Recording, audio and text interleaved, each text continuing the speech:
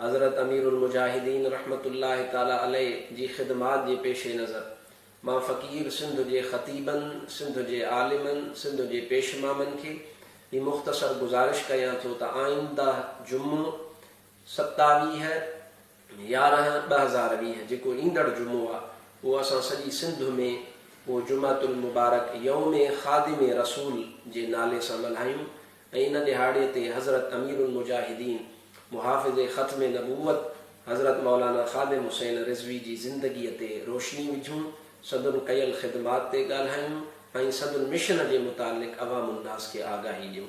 यकीनन असां उन्हनि खे हींअर वापसि नथा घुराए सघूं, उहे अल्लाह जी बारगाह में पेश थी चुका आहिनि, पर असां उन्हनि जी ख़िदमात में कुझु हिसो मिलाए सघूं था। लिहाज़ा मां सिंध जे समूरनि ख़तीबनि, इमामनि खे, वाइज़नि खे अर्ज़ु थो कयां त ईंदड़ जुमो इंशा अल्लाह सॼी सिंध में यौम ख़ादिम रसूल जे नाले सां मल्हायो वञे ऐं मल्हायो वेंदो।